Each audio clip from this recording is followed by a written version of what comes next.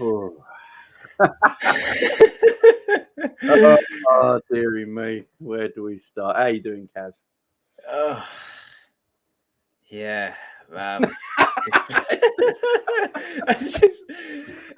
I'm smiling, but I'm hurting deep down. We all are, aren't we? I mean, just disappointed. Yeah. Big up everyone in the chat, and welcome to Liverpool show. Hope everyone's doing well. This is our match review for the Liverpool 3, Brighton 3 at Anfield. I can't believe I'm saying them words. We're going to have Savage be joining soon. Some others will be joining soon as well, guys. So we're going to get stuck into it. There's a lot of things to talk about, especially if you watch the game. I actually managed. I couldn't do a watch along, but then I managed to find a stream that worked for the whole 90 minutes. Who would have known? But wait, I think I might have been on the same one, Jamie. I clicked it in pure hope, and it lasted 90 minutes. Well, the one because what I've noticed with streams, if you get ones that are not a foreign commentary, they work all the time. If you get English commentary ones, they never work. So I just put it on mute and just watch the game in perfect HD. And and I wish I didn't. But look, since the game finished, I've literally taken painkillers and watched about 3 ASMR videos on YouTube. So I'm there. What, you want Wales or Waves or? What no, I don't know. I was watching some bird shaver bloke. I don't know what it was, but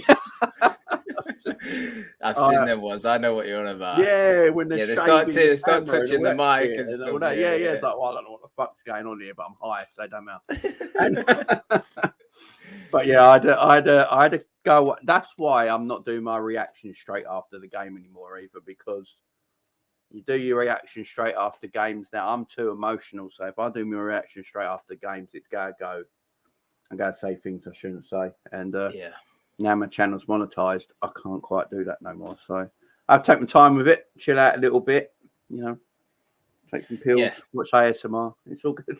Do you know what? I'm with you, mate. I've took a couple. I got up as soon as the game finished. Thought I'd take dog for a walk, and I had a headache, and I thought I'm gonna have to take some painkillers. And this, I'm gonna put it down to Liverpool. It might not have been. It might have been the fact that I not drank anything all day, but I'm gonna put it down to Liverpool. This is what you're doing to us now. We're getting ill. It's just so. Let's start with the team sheet. So, Cav, when you saw the team sheet, what was your first thought? I was okay with it, actually. I was okay. Like, I didn't quite realise that Jota and Nunes had both picked up like slight knocks on international duty. So I was expecting Jota to start. I didn't think Nunes would, but I was expecting Jota to be in there. I was a bit surprised when I seen he wasn't, but then, once I found out the reason why, I was okay with that. And the rest of the side was as expected, really. So, when it came out going into the game, I was okay with the lineup. I certainly thought that we had enough to go on and get 3 points. No, I agree. When I saw the lineup, I was like, it's not too bad. I was right with Bobby starting, by the way, and I just had that feeling that Bobby would start. There he is, the man himself. Hugo L. Hang on, what is it today? Another Spanish name. Hugo El Peligroso. Oh, for goodness sake! How you doing? How are you, Savage? I'm all right, man. Are you like us? Are you a bit like deflated? Yeah, that's about it. Just deflated, isn't it? I'm not. I don't know, man. I'm not angry or anything like that, but. Well, right now I'm high as a kite, so I've taken some shit. I've watched some ASMR. I'm quite chilled out. I've still got a rant coming though, and that rant's going to be on someone, and it's going to go mad. But I've still got that coming. But Savage, when we're starting from the beginning, so the team sheet. When you saw the team sheet, what was your first thoughts, opinions on the team sheet? I was fine with it. I expected it, to be honest. After internationals, I thought that would rest certain players and stuff like that. Didn't mind it too much, probably because I thought that would come back a lot more energized, and I didn't think it would seem so flat. So it didn't bother me as such. I was quite like, once the game kicked off and I seen the bench, I was like, it's quite nice to see. I was looking at the bench, I'm like, oh no, it's a good bench, man. Like now, if this doesn't go the way we planned and to be honest, I thought it'd probably be 0-0 for a while. That was like, at least we've got these super subs, because you can make 5 subs in it. I'm like, you've got subs to come on and change the game. It's always a bit of a weird one for me with when Diaz isn't playing, because it's not so much like I don't know. I see people saying like Carvalho's not good enough for Liverpool and all that, which I think is rubbish. I just think that the issue is it's nothing to do with Carvalho. It's just that Diaz has to play. That's kind of how I think about stuff. It's not himself, Carvalho. It's just that spot, because Diaz is so good, the disparity between the two in that particular area of the pitch is massive. That's not because Carvalho is crap. It's just because Diaz is really good there, and it's probably not Carvalho's natural position. I also don't have like excuses for him and stuff like that. Apart from, obviously he's going to grow into playing for Liverpool and stuff. He's still really young. I don't really like the narrative of like, oh, Klopp got him from Fulham in this position. He's playing him in this position. Yeah, that's what happens at big teams, and that with like, unless you're like, I don't know, some generational talent who's can't change the position he's in. No one built a team around these people. You kind of fit in, and if you come and play for Liverpool, and you're stupid enough to not realise that, then it's your own problem, because we've done it with everyone. Genie came from Newcastle, didn't play in the same position. No one really plays in the same position at Liverpool. You know what I mean? No. So, and that's the reason why we take so long to sign players, because we look for versatile players, which is not a problem. But obviously, when stuff goes wrong, it's not the best for people, in it. But like I said, I expected the lineup, to be honest. I mean, wasn't too mad at it. When we was on. Me and Kev on Grizzly's show last night, and we're talking about who might start up front. I said Bobby, and I shocked everyone. I was saying I think Bobby might start this game, and I just look at it and I think we're on about we need Darwin to start matches, and we do at the moment. I don't know what the issue is, but Klopp ain't quite trusting it at the moment, or he's just trying to build him in slowly into the team, which I can understand. But and then you got Jota, but I'm always with Bobby. Bobby's our top goal scorer, by the way. And I think he still gets I thought he was decent today. I don't know what people expect Bobby to do. His second goal was class, by the way. Great composure and skill in the box. Bobby did everything I thought he would do, to be honest. He done what I expect of him. Yeah, Bobby ain't got the legs he had 3 or 4 years ago. That's fine. I ain't got a problem with that. But like, I think you said it yourself, Savage, a load of times. Just get Bobby in the box. That's what happens when you put him in the box now. When you put him in the box, he'll score, bro. He's a decent finisher. He's composed on the ball. Every time he's in the box, the ball don't really leave his foot, does it? You know, no. He's very composed in the box. So I had no problem with Bobby starting. The one I was shocked at, Cav, is Carvalho starting on the left. Because I said for a while now, at this moment in time, well, I've said as well, I don't see Carvalho as a winger. I just don't see him playing there. I just don't think he's got enough acceleration to play on that left-hand side. But I don't know where Carvalho plays in this Liverpool team right now as a starter. I see him as an impact player. That's what I see Carvalho this year, as an impact player that comes on for 20 minutes. You can get him onto the pitch. Just tell him, get in and around the box. You ain't got a position. 20 minutes go. Just try and infect the team for 20 minutes. So was you a bit shocked to see him start down the left-hand side? Knowing that obviously Diaz played, I think, every minute for Colombia, didn't he? And it was in South America as well where he played. So Diaz there, Carvalho? Not really, knowing that Diaz, the advice come from the medical department that he should only play if really required and try to keep the minutes down to a minimum. So, not a surprise that he started knowing that both Diaz and Jota was out, because I think if one of them was out, you'd see the other one starting. So with him out and then Diaz, Jota, Núñez out, it don't really leave a lot remaining, to be honest, to cover that left wing. So I'm not surprised he was the guy that was in there. I've seen a bit of reaction after the game to his 45 minutes that he was on, and people have been quite harsh with him. I think he was just okay. I've seen a lot of backlash on him, saying he was actually terrible and poor and stuff. What's this, Carvalho? Carvalho. I think he just did okay. He was trying to play into the game. He was looking for the ball. He was trying to link up. Yeah. He didn't do anything spectacular, but to be honest, I didn't I didn't really expect him to be the creator anyway, because he's just not that level yet. And I'm in agreement with you. He really shouldn't be a starter for us unless it's in a cup game. So he's the sort of player you bring on when you're ahead in a game and you just want to give him minutes, or you're using him to maybe rest the Thiago and you put him in that left-hand side for a few minutes and stuff. But he shouldn't really be a starter for us at this stage. Certainly not on the left wing. So I didn't think his performance was too bad. I just never really expected him to be, amazing anyway, to be honest. And look, if you're comparing him to a Luis Diaz, well, Luis Diaz is probably our most creative forward at the minute. I know the stats won't say that. They'll say it's Salah, but, if you watch the games, it's Luis Diaz that is all over the place. He impacts the team. Yeah. So it's always tough boots for him to fill. But no, wasn't surprised, like I say, the reasons why he started. And I think he did okay in the 45 minutes that he played. And I don't think the expectation could be too high from him at this stage. To be honest, he weren't as bad as any of the other players in that first 45. Exactly. Yeah. I don't think you can pick him out above the rest for being particularly poor. There's no one sitting head and shoulders above everyone else, was there? Yeah. Big up Chike. How you doing, my friend? It's been a long time. Hope you're doing. Obviously, Chike comes in today, but how you doing, Chike? Hope you're doing well. Your score predictions for Manchester Derby? I think City will win 5-1.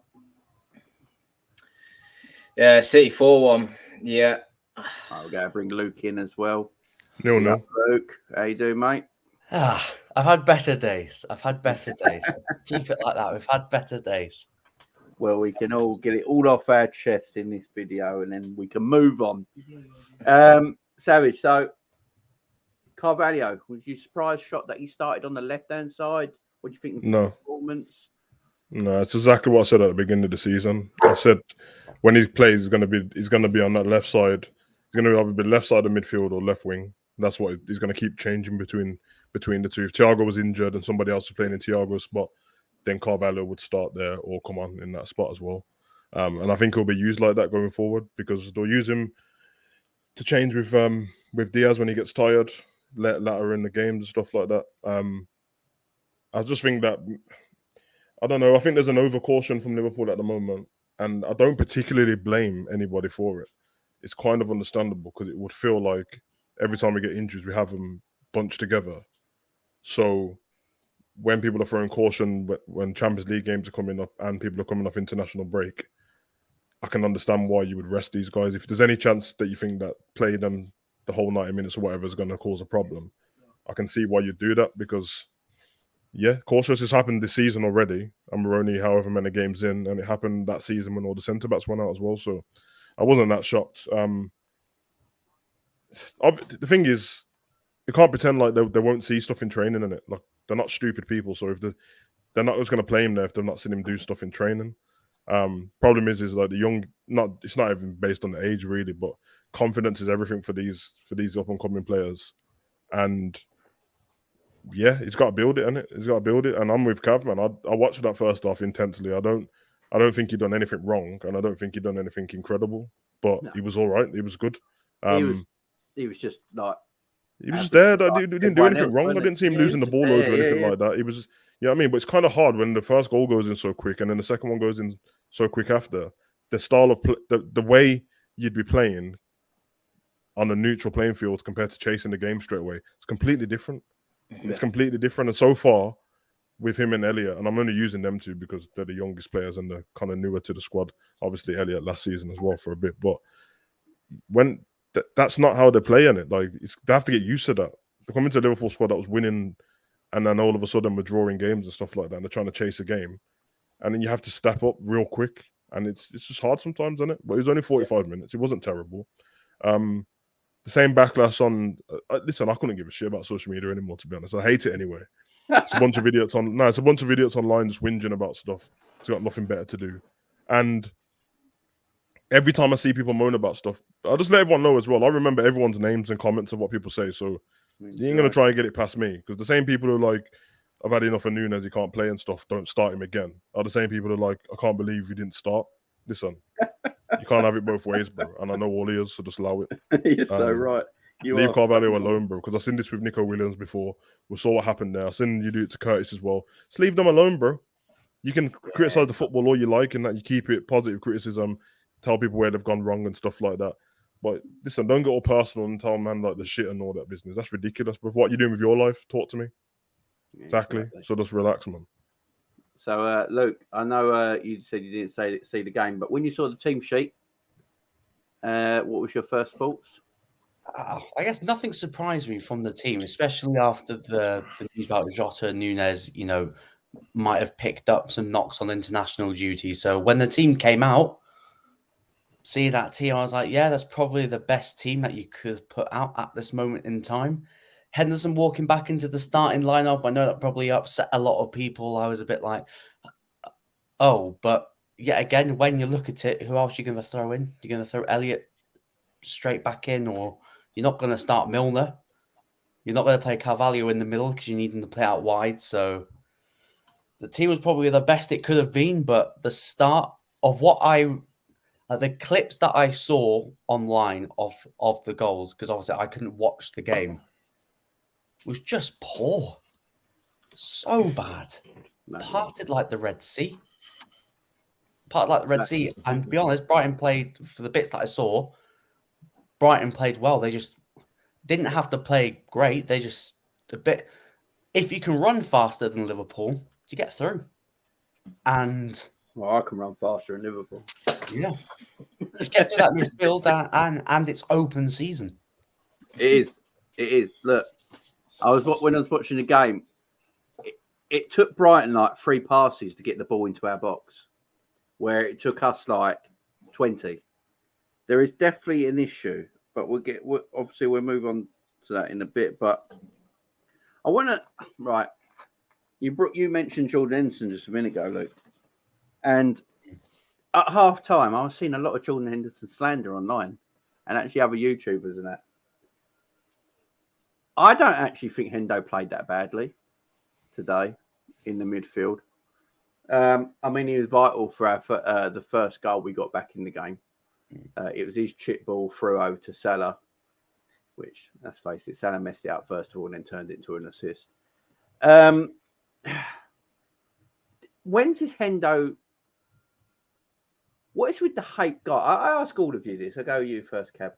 What is with the hatred for Jordan Henderson?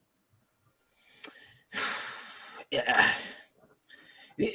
Because we have to blame somebody, and everybody else has something that they offer that's so positive that you can't bash them. So look, today Fabinho was poor, and Thiago probably had one of his worst games that he's had for Liverpool. Not the worst, but one of his worst games for Liverpool. But you can't people won't criticize Thiago because it's Thiago, and people won't criticize Fabinho because for so long he has been one of the best DMs in the world, whereas Jordan Henderson's just that average guy that's worked really hard, and people just don't respect that as much as they perhaps should. I'm in agreement with you. He was at fault he played a part in the goals that we conceded, or certainly I can remember one of them. But there was one where he miscontrolled it, didn't he? But and he probably weren't as strong in the header that he should have been, but. He wasn't. Yeah, I know what you're going to ask. He wasn't much worse than everybody else today. Oh, exactly. But he comes in for the hatred. Yeah, it's that scapegoat kind of thing. And look, if you play on the right side of Liverpool in the minute, you fall into this criticism anyway, and probably rightfully so, because it's not like anyone's stood out playing right-handed centre midfield this season. Everyone's been called out. No one's. You've not looked at anyone and gone, yeah, that's your position now. They've all had good games, bad games, good 45s, crap 45s, awful 45s. But that area is a problem. And it doesn't help where Henderson, it's obvious that he's lost a yard of pace. And he shouldn't be playing right-handed 8. It should be him, Fabinho, rotating who plays the 6. It's not his fault that he's playing 8. But when you look at the other options, you're going, I know people are happy that, we saw Elliott, Carvalho, Fabinho against Everton. And I was like, yeah, that wasn't great, Everyone loved it because there was no Henderson. But it still wasn't a great still wasn't a great performance from the midfield. So, yeah, I do sort of agree with Cav. It's a scapegoat because every team in bad form needs a scapegoat. And unfortunately, he is the scapegoat at the moment. But yet again, he's not been great this season. Like, no one's covered themselves in glory this season apart from Alisson. But there's always one player in our fan base that everyone goes after. Savage. Savage. I was just saying, Savage, what's your, as I say, Hendo came for a lot of slack at half time. I don't think he played too badly being his first game back. I can understand why he played. You can't keep playing young Harvey week after week after week. You're going to have to, give him a bit of rest, let him come in occasionally. Otherwise, you burn young players out too quick. So, do you understand all the Hendo hate? Never have. Didn't understand it back in the day either, to be honest, before we started to get better at football. I don't understand it. And I don't know, man. I don't know. I think what Cav said is probably true. Hendo is... I mean, listen, there's two of them in it, and Hendo's a lot like Milner. And I don't mean in the way they play football, but they're more likely to have attributes that are at a good level for everything, but not great at anything, and they don't offer no flary stuff. So, you'll get a screamer from Hendo every season at least once, but that's probably it. Milner, you'll get a good penalty from him, and good 5-yard passing and that. But what I mean, you're just going to get effort from them, work rate, which is kind of what Klopp's Liverpool's been built on anyway. But yeah. Cav's right, man. They need somebody to blame, bro. And let's be honest, bro. The Milner and Hendo thing, that's never going to stop until they stop playing. And then they'll find somebody else to blame. It'll be interesting to see who they start blaming at that point. But it doesn't make any sense, man. I mean, everyone knows that, first of all, Hendo and Milner don't pick the team. So, I mean, I don't want anyone really fucking moaning at Klopp either, to be honest. But if you want to moan at anyone, moan at Klopp more than them two, because they don't pick the team. They're just doing what they're told to do. You know what I mean? They've both been very unselfish for Liverpool, more than any other players their whole time they've been there.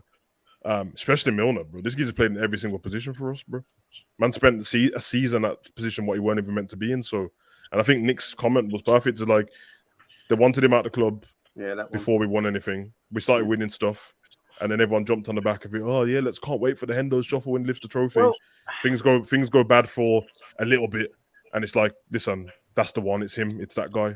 Yeah. And like Luke said, man, the right side, bro. Like, let's be honest, bro. Listen, I've done football coaching, bro. But anyone who's got eyes on that, bro, what's going to happen. You're not dumb enough. People pick weaknesses in squads on it when you're an opposing team, and now the lesser teams are happy to pick that as well. People used to just use the low block thing and never even bother with that side. And every now and again, they'll get some joy down there. Now people are starting the game with that in mind already. Now, probably the worst time for it, because now this season, more than ever, you've got Liverpool fans talking about it as well, openly, not just between each other online, slagging off their own players and stuff. Everyone can see this, bro. So you got the whole Southgate and Trent thing. Then you got Klopp trying to defend him. Everyone can see it. If I'm a manager, I'm saying, listen, there's only one thing everyone's talking about, is that right side. This geezer's confidence must be shot. Without Henderson, he usually can't defend that great anyway, because he's going to go forward. That Hendo's lost a bit of pace as well. Just get down that right side. And Cav can attest to this. When me and Cav speak about this all the time. We've been speaking about Trossard for time. Everyone found it funny when me and Cav said we should get him at Liverpool. That's what happens, bro. You get ballers on that side and the confident just rip you up, bro. And he was just dropping shoulders on man and banging in the goal like he did not give a shit, bro. Yeah. So, yeah. The Hendo thing's never going to stop, bro. I give up on trying to defend it. Is what it is, bro. You know what I mean? Couple bombs whinging. Is what it is. Rod, how you doing, my man? I'm good, big man. They're still, They're still. So, what your feelings on the Hendo stuff? I just think sort of like with Hendo, he's like the rest of the team. They could do better. They could just do better. Do you know what I mean? It's not only that Hendo and everything, that it's the rest of the team that can do better. Virgil van Dijk can do better. Matic can do better. Trent can do better. The only one that the team today that I see it in the day that I rated at the day was Tsimikas, Alisson, and Firmino. The rest of them, really, they could have done better. They could have done a lot better than anything that. And I don't see. I mean, I'm not bashing Milner or anything that, but I just don't see the point of bringing on Milner for Tsimikas. I just don't see the point. Don't see the point in that. Do you know what I mean? If you're gonna bring him on, if you're gonna bring on Milner and anything that, right? Obviously, you bring on Milner and then when you're ahead in the game and anything that, you put him in midfield. Just put him in midfield. Don't put him as right back or left back. There's no point. Just literally no point in doing it for that. And for Trossard and it, I know Trossard is a good player and everything that, but really, should he be really coming to Anfield and banging, getting a hat trick? Trossard's he's a baller, bro. But this is not something. 5 goals. Don't get me wrong. Don't get me wrong. Trossard is a good player and everything that, but there's no way he should be coming to Anfield and getting a hat trick. Anfield, this is Anfield, you know, dog. This ain't sort of like freaking Craven Cottage or freaking Emirates or something like that. This is Anfield. This is a fortress of no, but it's true though. This is a fortress of like British football, English football. This is a fortress. There was a time and everything like that, right? Teams were coming to Anfield. They couldn't even get a cup of tea. Now they're coming there taking a piss. They're taking a piss out of us, blood. It's not only the fact that they made Trossard at the day sort of like scored a hat trick at the day. There were certain times at the day they was playing us off the park. They was playing us off the ground. It's embarrassing for that to happen at Anfield. And on top of that, and everything like this guy gets a hat trick. You know what I mean? Virgil van Dijk and if doesn't even go in for the challenge, and if he lets the ball pass him, I've got this thing on Virgil that I'll Is it a conspiracy theory that he's waiting till after the World Cup? That is a different one. You know what? A guy said to me, I don't know if it's a conspiracy, but I think there is some truth to it. A guy said to me in my stream today, that right, that when he was playing for Holland and everything, now he's playing well and everything, but he was playing in a back three and playing three at the back. Maybe there's something we might have to investigate. Do you know what I mean? Because like obviously in the day, different teams play different systems to get the best out of their players and everything. Now, you know what I mean?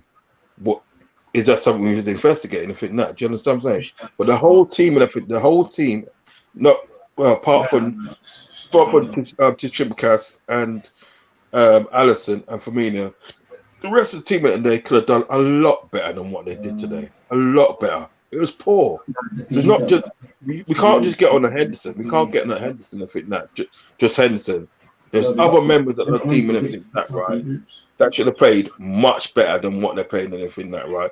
We allowed that Brighton to come up and literally take the piss out of us on our own ground and everything that. And it's not on. It is not on and everything that. You can't play Carvalho like that at wide left and everything that. It's too much for the young boy, man. You're putting too much pressure on that young boy and everything that. Carvalho is a person that you bring on and everything that, right? 20 minutes towards the end. You know what I mean? Let them get used to the way that you're playing. You're starting with a man for that. And what was the point at the day of bringing on Nunes at the day, right? On 90 minutes. What's the point? What is the point? You might as well not bothered. Just say, look, mate, sit this one out and everything that, right? You'll play for the Rangers game. You're bringing on a man 90 minutes. Trying to grab a goal. Huh? Ryan Kent. You tried to grab a goal, that's why. Ryan Kent's going to score. No point. No point. Just no point because you should have bought him on a long time ago. No point. Because we were winning. We were winning, and then we gave the goal away. Yeah, but even when it was even when we was 2-1 down, down for that, right? You could have brought him on. You could have brought him on then. When we was like, when it was 2-2, you could have brought him on then. Don't bring him on 90 minutes. And I'm not saying you're wrong, but to me it makes sense because once we got the goals back and it was 3-2, at that point you're like, we don't need to play Nunes at all. There's no point in bringing him on. And then they go and score straight away, and now it's like throw the kitchen sink at them because that's what you would do. We didn't need him before because we were winning 3-2 at that point. We just needed to tighten up and win the game. You should have done it before. You would have brought him on at 3-2. No, I would have brought him on at 2-1.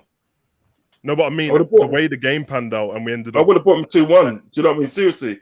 And make him get a bag of goals so these players, these guys at the day can't come back. Because when you're through 2-up and everything that, there's always a chance at the end of the day of the opposition scoring. There's always a chance of everything that.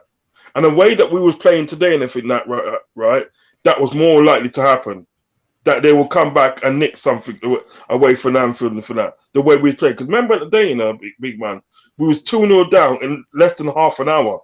2-0 down, from Trossard, less than half an hour.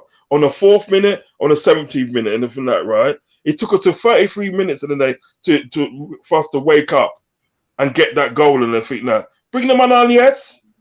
And I brought the man on when we come into the second half and everything that, right? That man's coming on, dog. That man's coming on.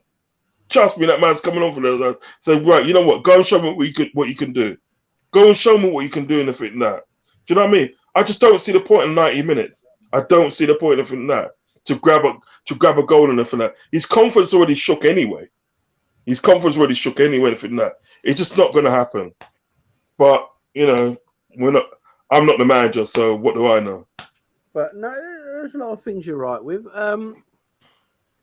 There's one for I'm going to talk about Trent Alexander-Arnold a minute. Now, I'm going to say it right now. I feel sorry for Trent Alexander-Arnold. I'm with you, Jamie. I think there's something going on more than just his football at this moment in time. Could be personal. I just don't think he looks right. The man's not. You don't see him. The smile's gone. He's like Shawn Michaels. He's lost his smile. But no, Shawn Michaels, his smile was gone. He doesn't seem to be quite right. I think all the Southgate stuff with England is a lot on him. Look, he's a young lad. We've got to remember Trent's only 23 still, going on 24. He's a young boy still, maturing, and he's growing up in front of our eyes. We saw him when he was 19 in the first team. Some people would have seen him in the youth team. So he's growing up in front of the world. And it's a lot on your shoulders at times. And then when you got every national paper, every media outlet, everyone on Twitter, YouTube, no matter what, footballers ain't stupid. They watch and read all these things, they do. And I think everything's on top of him. I'm actually shocked that he played the full 90 minutes today. Because every goal came down his side. He didn't look tired. He looked fed up. He looked like he's got the world on his shoulders right now. And it's like no matter what he does right at the moment, he will still get criticised for something. And you are a human being at the end of the day. I don't care how much someone earns, how much money they make, how privileged they are in life. You can still take things to heart and it affects you personally, no matter all this wealth and stuff. And I'm looking at him at this moment in time and thinking, yeah, that looks like what's going on with Trent at this moment in time, because it's not the Trent I know. Even going forward, his play can do. It's just not. It don't seem to be working for him. Everything he does is getting magnified by 100%. I've never seen this to a player like this. It's ridiculous. I do think. Oh yeah. Klopp, I think. Oh, has someone got a TV on? Yeah. Has anyone got a telly on? Because I can hear a TV in the background. No. Anyone hear that in the background? Yeah. Rod, turn your telly off. And I mean a dog. What can you hear? I can hear like voices in the background. Oh, it's probably my son speaking. Oh, is it your son? There you go. Oh, quiet down a bit, bro. He sounds like a grown man. Man, come straight to me, the dog. You said yeah. I can hear it. Yeah, I can hear it. He sounds like It's Trent. It's Trent in the background. He sounds like a grown man. You're saying what about me now? Is he on the Xbox? He's on Xbox on FIFA. Yeah, there you go. He sounds like a grown man, though. No, that's my Trent stuff, guys. I just feel for him. think Klopp maybe hanging him out to dry a little bit today. I've got to be honest. He looked like he was struggling really badly. And I think Trent needs some time. I think maybe he needs some time. Some players are very good at when they're down like this, they try and play through it and get their confidence again. But the problem is when the team's not confident, it's very hard for the individual to find his confidence again. If the team's not if the team is at the same level as the player, it's got no confidence at the moment. It's very hard to then tell that player to go and find your confidence by playing. I don't know what we do with Trent at the moment, but I think it's more than football, personally. I think Trent's he's got some, I don't know, some issues he's dealing with or something. Or the England stuff is really just, he's taking it hard, personally. That's what I saw today for him. From the first time I saw that today. I don't know about you guys. I'll start with you, Kev. Yeah, today was the first time that I kind of switched from frustration with Trent to actually feeling a bit sorry for him. Like, the body language just looks like he's a bit defeated at the minute. Whereas before it was like laziness, switching off, not tracking back, bit arrogant.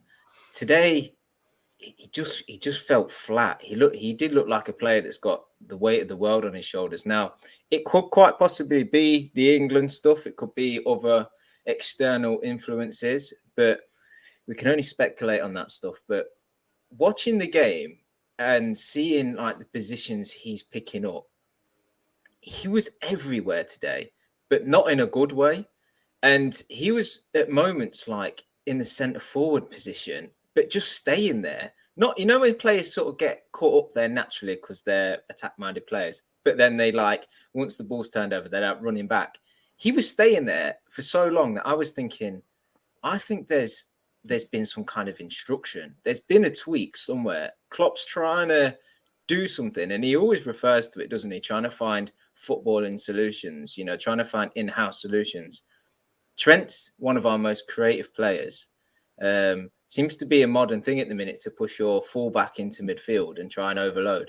I feel like Trent's trying to do something with him and it's not coming off. And I think he's trying to trust the process, but he's just getting angry with it.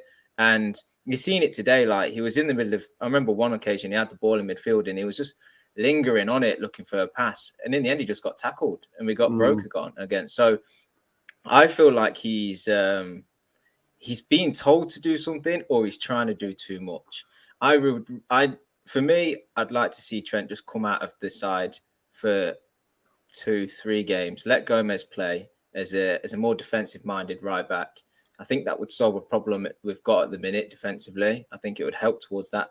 It'd also just give Trent a bit of a break and let him come back in. And then when he comes back in, just be the right back that you were before. Not in terms of like your output, because that will come with confidence, but in terms of what you were trying to do, and we've referred to it before, is just stick to that right hand side and overlap and cross the ball from that right hand side. Stop trying to come in field all the time and trying to break beyond the strikers and stuff. Because to be honest, if you pulled that off, it'd be the world's best player, because nobody can play every single position on the pitch.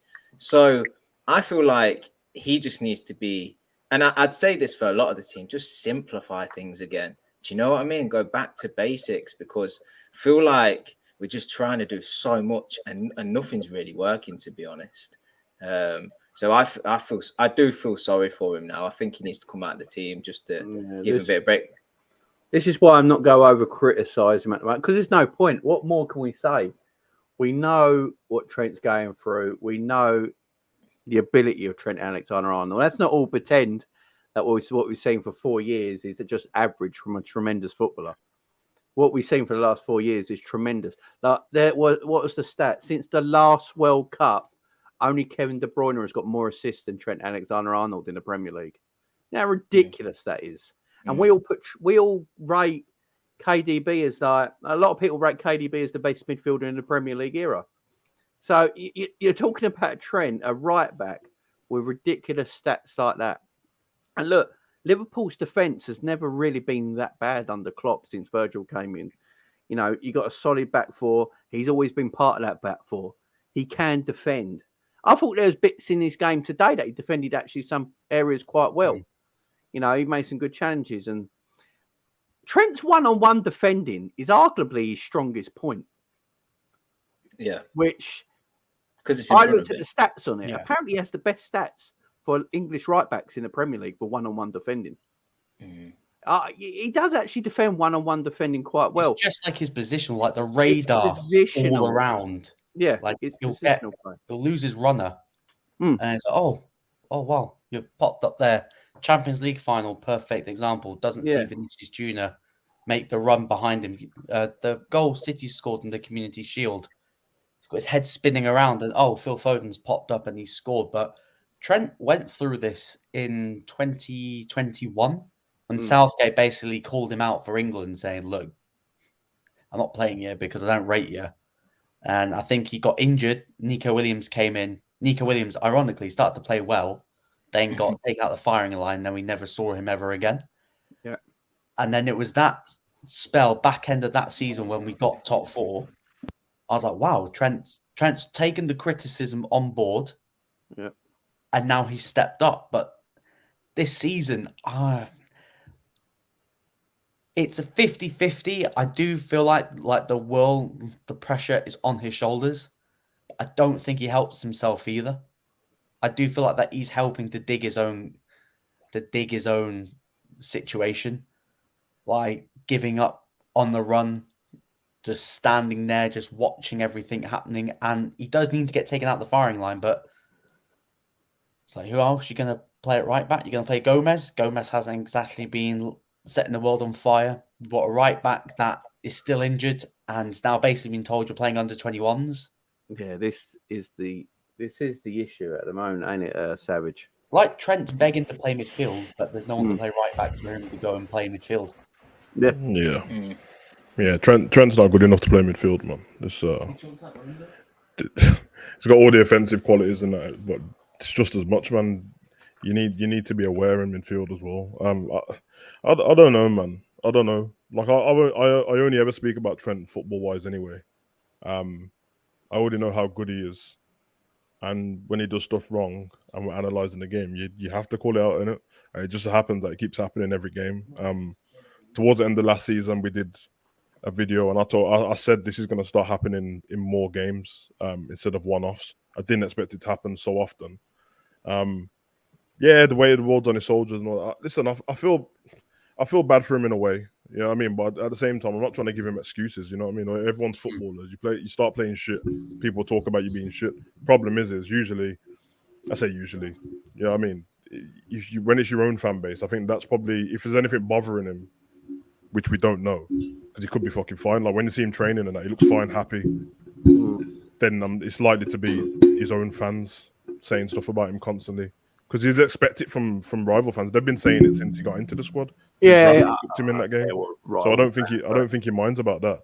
No. But when it's your own fans and stuff like that, and now it's been spoken about in the news constantly, because people were just saying positive stuff before when it comes to the pundits and that.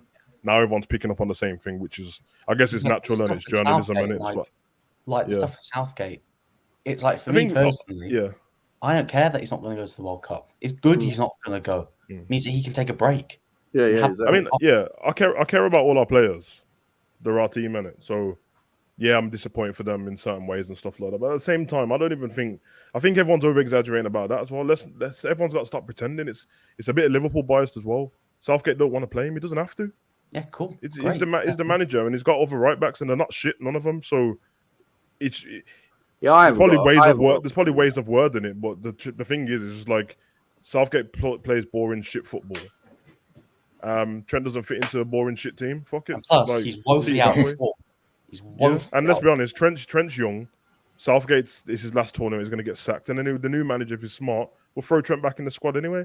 Just work on yourself, bro. You ain't got time to thinking about. I know that you're going to be excited about playing the World Cup, and I get it, bro. It's probably the thing you've been looking forward to your whole life. Luckily for you, you're still young, and then hopefully your career serves no injuries where you can be in different tournaments and that.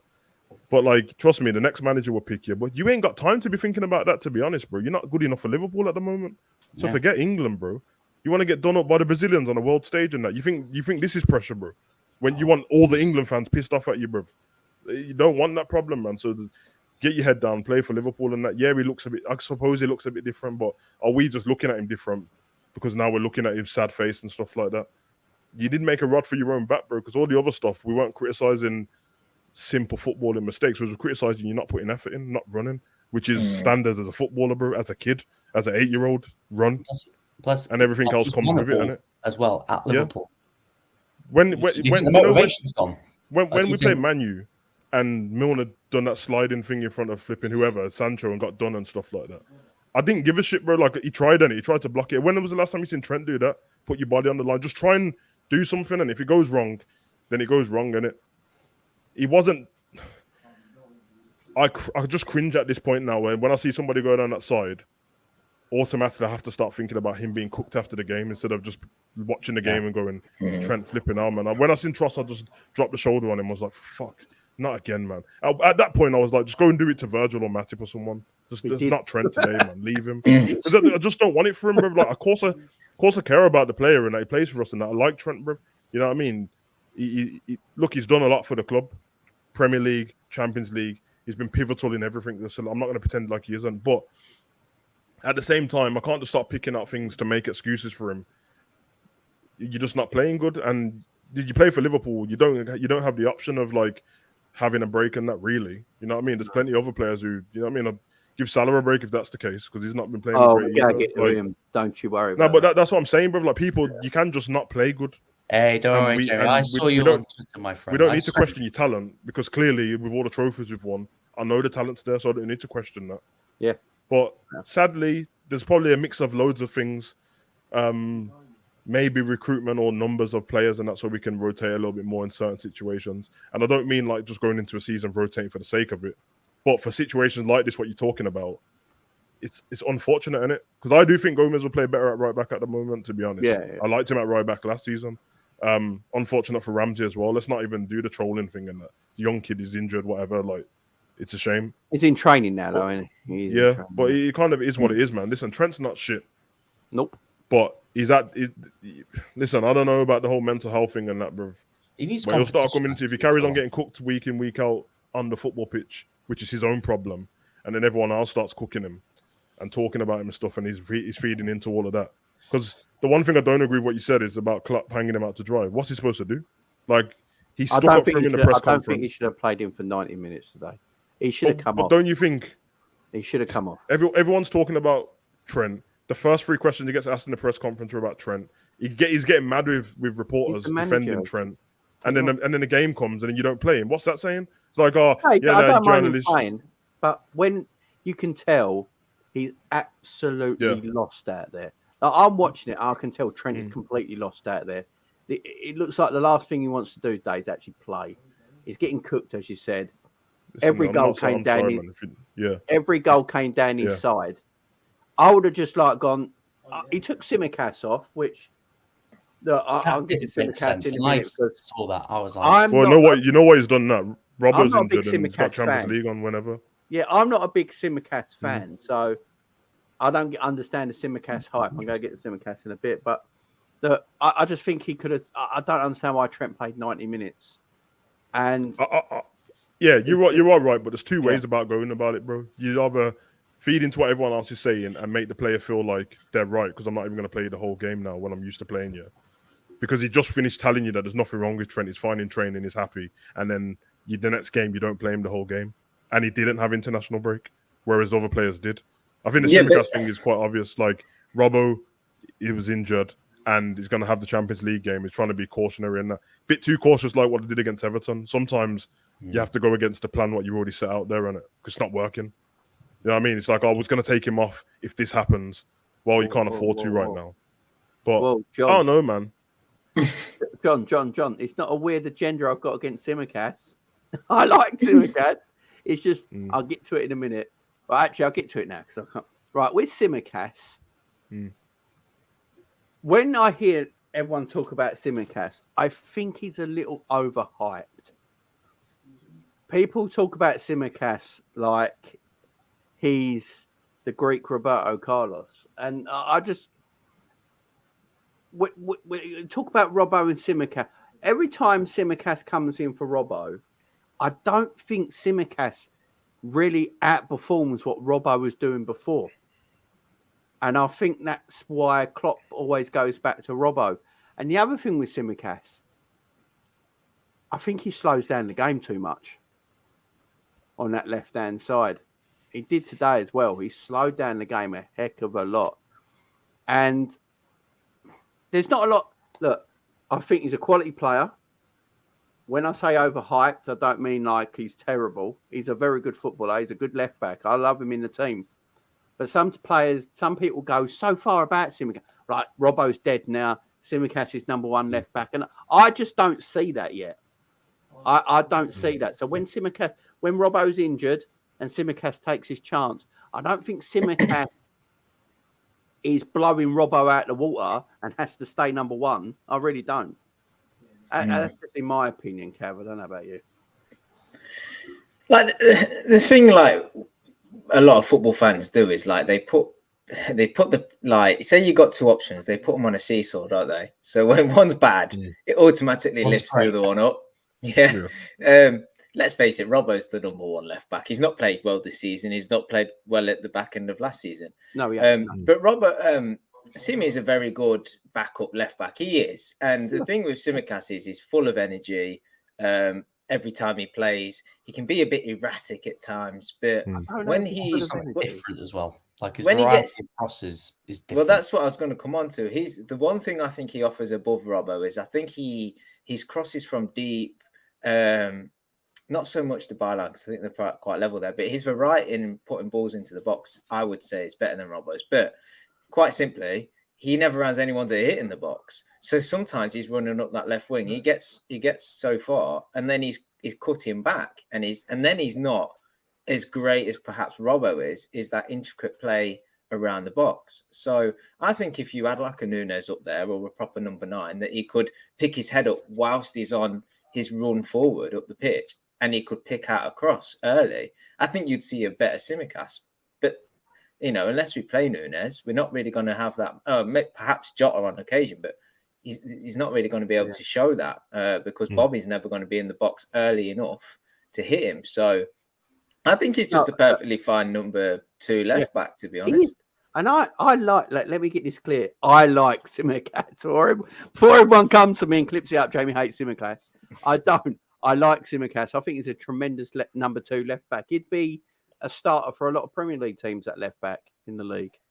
I think he's a very good player. My thing is, I think people overblow his performances sometimes. His performances are good, but are they always 100 times better than Robbo's performances? Robbo's been not great. I've been on there many times and said Robbo's not been great for a while. Tsimikas needs a run of games. And that's fine enough. I don't mind Tsimikas coming in and having a run of games.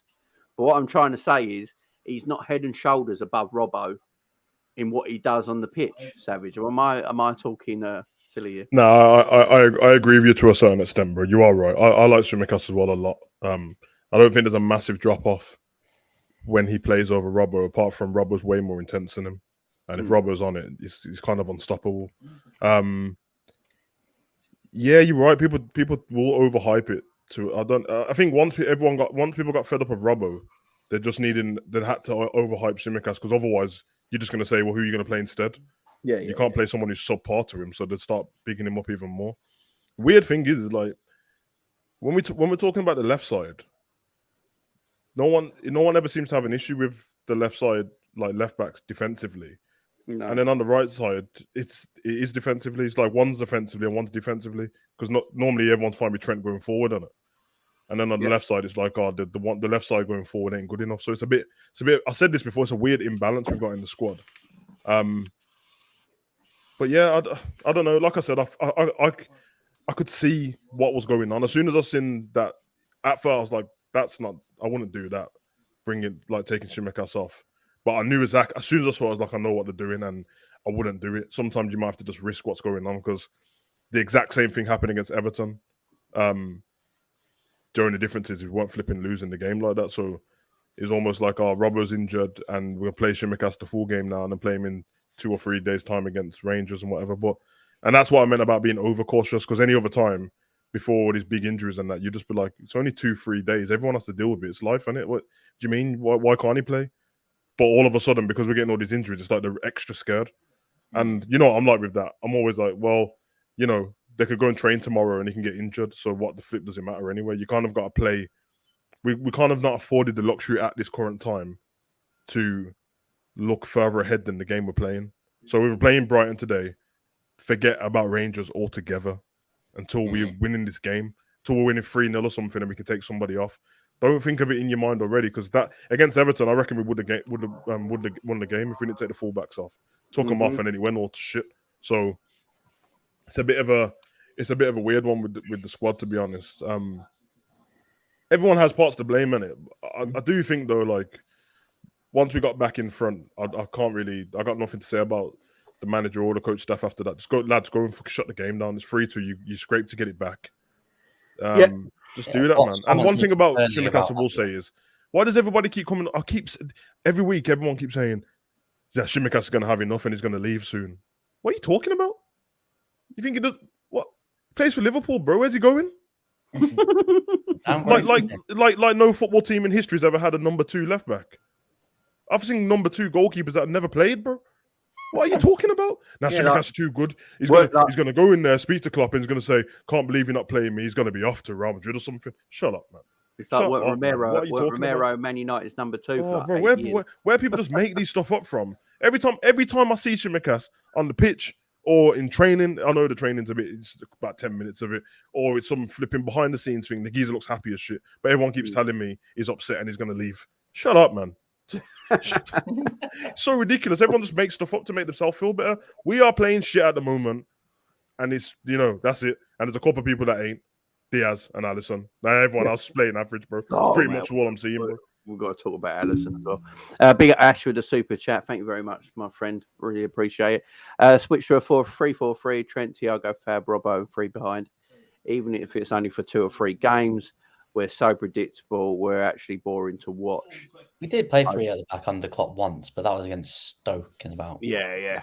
We are boring. I will say ditched within 45 minutes. So I will say we are boring to watch as a Liverpool fan at times, but I don't actually think our 90-minute matches are boring games. If you know what I mean, we don't have boring matches, but our style of football at the moment is a bit boring to watch. If that makes sense. You know what I mean? Like today's game is fabulous. A 3-3 draw. It's a great game of football. Yeah. But our football is a bit boring to watch. Does that make sense?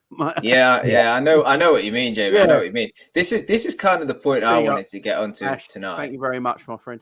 It's probably a good time to mention it. Is for me, like, you can always talk about certain players, and don't get me wrong, players are making individual mistakes. And you can talk about substitutions and stuff, but just overall, like over the course of a 90 minutes, I never feel confident that we're gonna in attack, and I don't feel confident if we get a lead that we'll keep a lead. And I feel like I don't want to be dramatic, but I feel like we're losing a little bit of our identity. Like I'm struggling week on week now to see exactly what it is we're trying to do. Like especially today when we went 2 goals down, we just kind of looked good because we were chucking the kitchen sink at it. Like, I know it was still the first half, but it looked good because it was all now attacking or whatever. But it was back to like 13-14 Liverpool, where you was like, yeah, this is great. We've got to get back into the game and it's exciting. Yeah. But like, you always knew we could have just easily have conceded to be honest. And when we got ahead and it was 3-2, actually, that was the most nervous I was, because I actually thought, shit, we're gonna change our approach again now. And I don't feel confident in this team at the minute that can keep a lead. So at that point, I was like, get Gomez on for Trent, you know, get 5 men in midfield, just sit back and what have you. But, you know, invariably we stuck to continuing to do what we were doing, and we conceded, which isn't too surprising. So I'm a little bit just.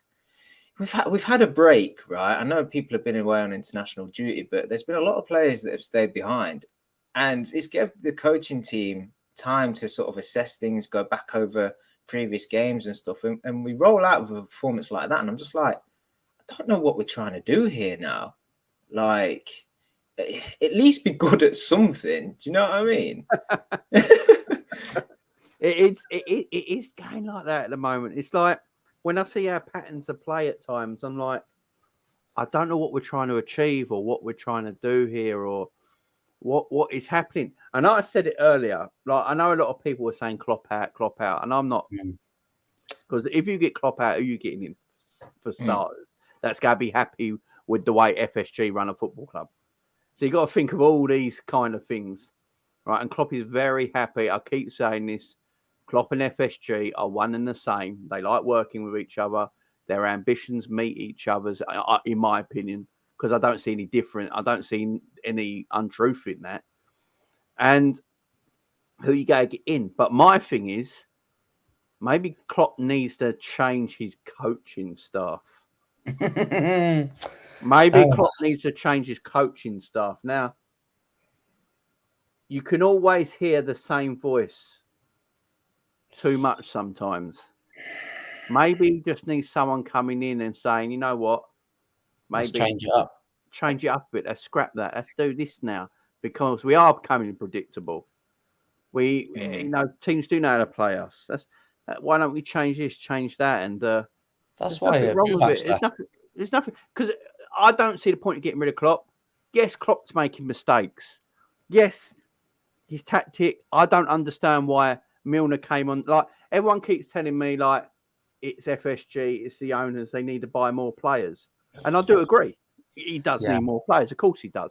But when everyone keeps saying James Milner's still playing in 2022 and that shouldn't be happening, and if we had these players, this player, that wouldn't happen. And today I was like, you know what? I don't think that's completely true because James Milner did not need to come on today to play left back. But do you know what, Jamie? When it went to 2-2, right, I put something down in my notes to make sure that I mentioned for tonight. And I just put papering over cracks. Like, I'm at a point now watching these games where I'm like, of course I want us to win. But I need to see a performance. Like, don't get me wrong, Ajax was better. But I need to see a performance. Like, I don't want to... Of course I wanted to win. But there was like this 0.5% of me that was kind of like, I almost don't want us to win so it can flag up how bad these performances are. Does that make sense? No, I agree. Because I don't want to paper over the cracks. If you perform badly and you win, we like right now, if we won today 3-2, we'll be going great comeback. The boys did well, 2-0 down, fought back marvellous. You know, Bobby Firmino on song, top goal scorer. And we wouldn't be talking about so much of the finer details of the game like we are now. So I do see what you're saying there, but it does need to be spoke about. I mean, Luke? You haven't spoke for a while. What do you take on all that? Oh, you're muted, Luke. About fresh voices. Yeah, I do believe that we do need like a fresh voice, but I don't feel like that we're going to get one because wasn't that one of the main reasons Buvac left? Because he didn't like the fact Pep Linders was getting a big role. Well, apparently they didn't get on. So I don't. Yeah, know. I don't think we'll ever know about that story. So he left. I do. It's difficult because the way that Klopp speaks about Linders is like he's family, and I don't feel like. I think he mentioned that in the book, didn't he, Savage?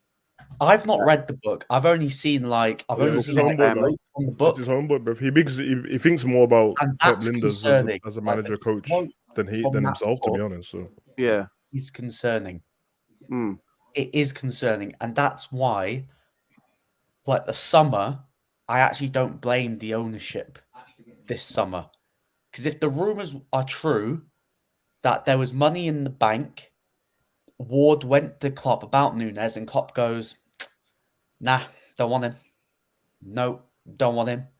Then what are they going to do? Get him a player that Klopp's not going to play to go, I run this ship. But when Klopp first came in, Klopp wasn't getting his first choice because Michael Edwards was like, no, we're getting this player because this player's going to suit you better. And I feel like that since Edwards has left, Klopp's got more power to start turning down everything, and it's like, as my way, or it's the highway. And I think that's where we're stagnating because Klopp doesn't want to let go he doesn't want to let go to his boys, to like his family. He doesn't want to, like Milner was set to go this summer, but it was Klopp that's like, give me another season. And Milner's like, all right, I'll give you one more, but after that, I'm gone. He said this about Ox, didn't he? He said this about Ox. He's like, we don't force people out. Which is absolutely baffling about the club trying their best to try and sort a contract. And I'm like, why? Like when he was fit, you didn't play him. You don't trust him. He made 40 appearances last season, which I think is the most he's made for Liverpool since he's joined. 19 of them were starts, and he only finished 90 minutes 7 times. Yeah. That doesn't scream you trust him, give him a new mega money deal. So he just, I mean, it's a tough one. I just seen Ash's comment here. What type of family though? I've got family members. I would feed the pigs. It's a dysfunctional family. It's a dysfunctional, like they all think it's all good. It's like when a parent goes to a parents' evening and then the teacher goes, "Yeah, your kid's been a right little brat in school," and then the parents are going, "No, my kid's perfect." That's what I feel like. Klopp and the coaching staff is like around and saying, "No, we are all good," and everyone out from the outside is like going, "This ain't good. This doesn't look good. Not playing good. Your quotes are worrying," and that's what it feels like. That like Klopp and the team are like trying to block out all the criticism. But the fact is, the truth hurts, and they're on that trust the process with everything. This is and it's a bit like it's getting a bit hard to trust the process because. Don't get me wrong. We should have blind faith trusting Klopp and we the should coaches. trust And Klopp, but that trust is his actions are like I'm not Klopp out, but it's like questions have got to be asked of like what, like I think I mentioned to Callum, like it's very Wenger, like it's scarily like we're gonna people saying there, isn't it? Which is massively concerning, and like people think that he's going to get sacked or get walked. Well, he's not because he's just signed a new contract, so like he's going to be here to 2026. Yeah, and he'll honour that contract as well. Yeah, and plus he'll honour that contract, and like he doesn't go unless we have a awful season this season, and we have an awful season next season, and then he might go. But I don't want that to happen. No, I don't want Klopp. I think things will turn. Before I get on more of this, look, there's some new people in the chat today, and welcome to everyone who's new. Please don't forget to hit the subscribe button if you like this sort of thing. Basically a Liverpool channel. We do have we look at the top 6 teams as well. Do watch-alongs, previews, reviews, all the good stuff, guys. So if you do want to hit the subscribe button right now. Don't forget to leave a like on the video, guys. I would really appreciate it. It helps the channel's growth more than you think. Want to see that Ash's comment. If Cater gets a pay rise, I'm getting his agent to speak to my wife about a few things. Man is a magician. I was like, if he does sign a new deal, he's not going to get a pay cut. But apparently, like, Cater's like, don't really want to sign one. And I'm like, mate, I don't want you to sign one.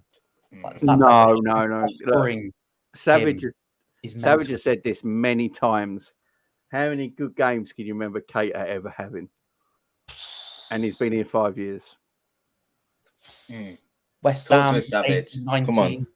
His debut against West Ham. His debut against West Ham in the FA Cup last season. Yeah, it's very few and far between. Very few and far between. And I'm not even his biggest fan. I'm not even his biggest fan. Like, he's lucky to still be here. Like, you're lucky Klopp is that loyal, or else you would have been gone. Like, we would have cashed in or taken anything that anyone offered for you. Yeah, I mean, it's Savage, what's your opinion on everything you've heard so far? Oh man, I don't know, man. I just, I can't. Savage, you look fed up, my man. No, because I just can't be. I'm just bored of the same shit. My channel's now UFC, nothing makes sense. It's like with all the the rumors we've heard this and heard that. I don't know if any of this is true. With Michael Edwards and all that, didn't he just leave in just Like when the season finished, that was his last season. Yeah.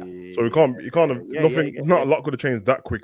You know what I mean? Everyone said that he was helping with the other Don, who I don't care about because I really don't care about that stuff. But what's his name, Joel Ward or whatever. Everyone was like, "Oh yeah, Edwards and Julian Ward's working together." Now that the shit's gone tits up, it's Michael Edwards' fault. I don't understand what's going on there. Constant Pep Linders stuff. It's boring to me. Like whatever. He's not talking any more than he normally does, but because we're losing, everyone's got an issue. Okay, his book. Like, who the fuck cares, man? Like, I see people raging about the book. I'm like, bro, get a fucking life, man. The club like, if this season started different, nobody would be talking about this book. Nobody. So if everyone was going to keep the same energy, and if the season started and we won all our games so far, and everyone was still like, fuck Pep Linders and the book, then I'd be fine with it. But everyone's a liar, bro. Everyone's a liar. Everyone's got a problem with everything now just because we're not playing well right now. Like, oh yeah, I don't know what's going on with the coaching staff and all this. Okay, well, last season, where was yours, bro? Because when I was at the parade, bro, I didn't see anybody with like Pep Linders out banners and that, bro. I don't understand, bro. Seriously, something's going wrong in that. But I just don't recall being in this space. Obviously, as a Liverpool fan, but even seeing other fans, I just don't remember everyone talking about the coaching staff and that. Usually, they talk about the manager. It's a bit of everyone. I know what the problem is. None of you want to say you want to get rid of Klopp and that. That's fine. I don't want to get rid of him. But when everyone starts talking about the coaching staff and that, let's be honest, you just want to get rid of Klopp because, as far as you know, who's the head guy, the one that? Yeah, he always comes through. He usually comes through the manager. Like, you know what I mean? I didn't see anyone. Us as rival fans, I don't remember us all going, Ole Gunnar Solskjaer's his coaching staff shit. They should keep him and get rid of the coaching staff. I don't remember it, bro. Nobody normally cares. So everyone's being a bit of a hypocrite at the same time. Yeah, there's questions to be asked, but we're not going to get transparency at the same time. Probably shouldn't, because why would they tell us? On transparency, you know what I mean? you read the book. You want transparency? You read the book. Bro, it's like people. I've seen people who ain't read the book and they're like, "Oh, I can't believe Pep Linders gave away all our tactics." What are you talking about? We're Liverpool fans, and we know what we're going to do on the pitch. Is nothing to do with tactics. There's nothing about the tactics in the book. It's all philosophy stuff. It's all about like motivational, like how we act behind the scenes. Yeah. What I've seen of it. That's pretty much what it is, and it's just full of Pep Linders bigging people up, pretty much. But our style of play, is everyone going to honestly say that you didn't know our style of play before? I've been saying it for ages. I know Man City's style of play. It didn't work out. We haven't been able to evolve. It's hard to reinvent the wheel. That's our problem. We're stuck. It's madness, bro.